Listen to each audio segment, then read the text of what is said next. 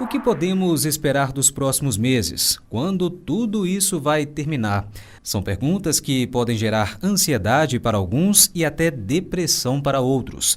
Para a psicóloga Kisdey Souza, o momento não é de questionamentos, e sim de criar situações que podem ajudar a enfrentar este período difícil por causa da pandemia. O primeiro fato é a gente tentar manter o mínimo da nossa rotina. Horário para acordar, para se alimentar, para fazer as atividades do dia, né? Isso é muito importante porque o nosso cérebro vai associar a rotina com o mínimo de controle e de previsibilidade. Isso dá um pouco de segurança, isso dá um pouco de alívio, né? Um outro ponto importante durante esse momento é a gente se permitir fazer coisas que a gente gosta de fazer. Ter horários para a gente conversar com os amigos e os familiares, né, de forma virtual. Evitar, né, eu sempre falo isso para as pessoas, evitar ficar muito tempo na frente da TV vendo notícias ruins, né, na frente do telefone celular. E é muito importante também nesse momento as pessoas se alimentarem, se exercitarem, porque isso vai fazer com que o nosso organismo produza hormônios que vão evitar a depressão. O momento da pandemia, né, isolamento social,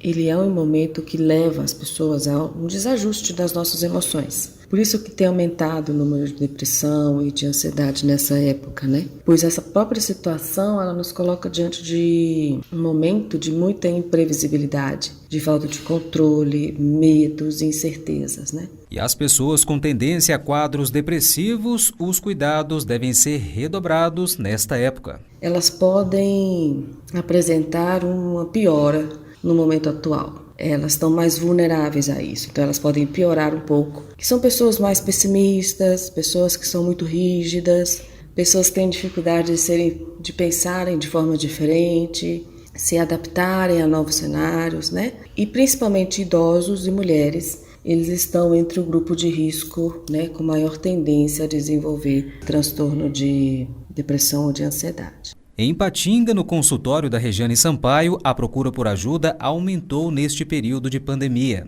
Segundo a psicóloga, a saúde emocional é tão importante e essencial quanto a saúde física. Em Ipatinga, eu tenho percebido que está havendo uma procura, um cuidado maior, na verdade, né, com o estado da saúde emocional e da saúde psicológica. Por que eu digo isso? Porque muitas pessoas hoje já estão procurando, por exemplo, os consultórios. No meu consultório, por exemplo, eu tenho recebido pessoas que querem fazer um olhar diferenciado para essa vida, para a forma como viveu até agora. Mudam-se os valores, mudam-se as perspectivas. Muitas vezes a gente faz um realinhamento, não é, de vida, quais são os objetivos. Muitas vezes é olhar para aquilo também que já viveu e agradecer por tudo que já foi vivido e da maneira como foi vivido.